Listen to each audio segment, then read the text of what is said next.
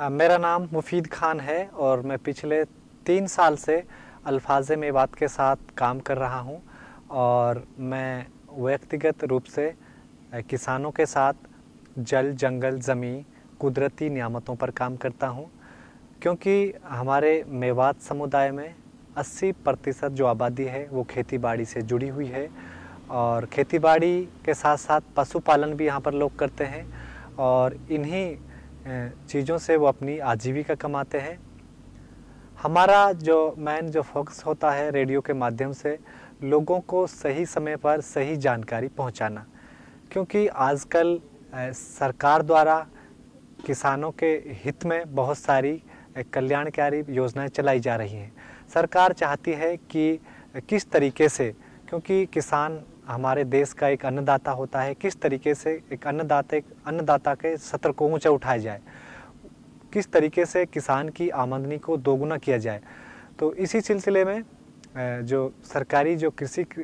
कल्याण विभाग हैं, हम उनके कांटेक्ट में रहते हैं। हम समय समय पर वहां पर जाते रहते हैं और जितनी भी सरकार द्वारा चलाई जा रही किसान हितैषी जो योजनाएं हैं, चाहे अनुदान हो, वो सारी जानकारी हम किसानों तक समय समय पर पहुंचाते रहते हैं। दूसरी ओर किसान हमारे पास रेडियो पर भी आते हैं और जो लाइव कार्यक्रम है गांव की चौपाल, उसमें आकर किसान दूसरों किसानों तक अपनी बातों को पहुंचाते हैं कि किस तरीके से वो खेती के क्षेत्र में क्या अच्छा कर रहे हैं। उन किसानों को हम अपने रेडियो स्टेशन पर आमंत्रित करते हैं जो आधुनिक तरीके से, उन्नत तरीके से खेती कर रहे हैं, ताकि उनके देखा देखी जो मेवात के किसान हैं वो भी अपनी खेती में आधुनिकता ला सकें और उन्नत तरीके से खेती कर सकें। क्योंकि आजकल जो परिवारें हैं वो बढ़ रहे हैं और जो हमारी ज़मीन की जोतें हैं वो घट रही हैं। अगर बढ़ती हुई आबादी के साथ और घटती हुई ज़मीनों के साथ अगर हमारे पास खेती करने के वो उन्नत तरीके होंगे, तभी जाकर हम अपना और अपने देश का अस्तित्व बचा सकेंगे और एक बेहतर पैदावार हम अपने खेत से ले सकेंगे। और कुछ किसान हमारे पास फ़ोन के माध्यम से हमसे पूछते हैं, मान लो अगर किसी किसान के खेत में कोई बीमारी आ जाती है, जैसे कि अब गेहूं सरसों की फसल है, अगर सरसों में चेपा की एक बीमारी देखने को यहाँ मिलती है, वो हमारे पास कॉल करते हैं कि जी जनाब हमारे खेत में चेपा है, इसके लिए हम क्या करें। तो हम एक्सपर्ट नहीं हैं, हम डॉक्टर नहीं हैं, तो हम फिर कृषि जो विभाग है, जो हमारा संबंधित कार्यालय है, वहाँ पर जाते हैं और जो वहाँ पर कृषि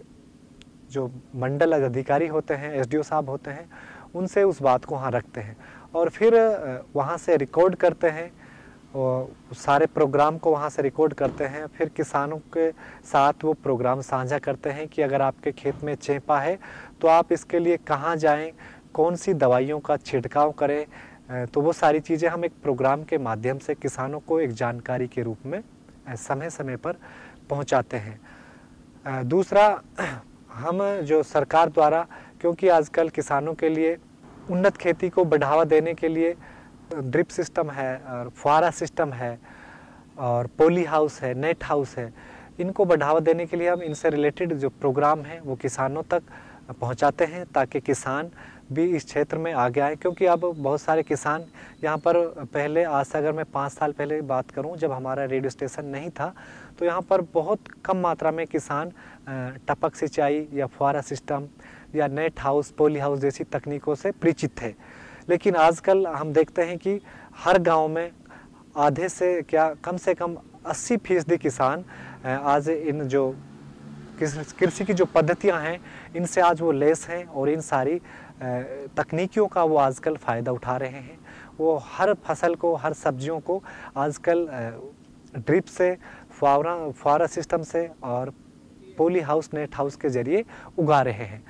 जब उनके पास समय के हिसाब से जानकारी पहुंची, लोगों को इस चीज़ के फ़ायदे पता चला, तो आखिरकार वो उस चीज़ से जुड़े। और आजकल क्योंकि हमारे मेवात में जहाँ पर हमारा रेडियो स्टेशन है, ये अरावली पर्वत की तलहटी में है और अरावली पर्वत की तलहटी में जितने भी गांव हैं, यहाँ पर लगभग सब्जी उगाई जाती है।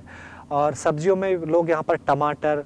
घिया, करेला, तरबूज, खरबूजा, ये सारी सब्जियां किसान यहाँ से उगाते हैं। देखिए हमारे यहाँ पर किसान हैं वो सब्जियों का काफ़ी उत्पादन करते हैं, लेकिन समस्या तब आती है जब किसान सब्जियों का उत्पादन कर देता है, लेकिन वो सोचता है कि उनका मंडी वो कहाँ करे, मार्केटिंग उनकी कहाँ करे, कहाँ ले जाए, ताकि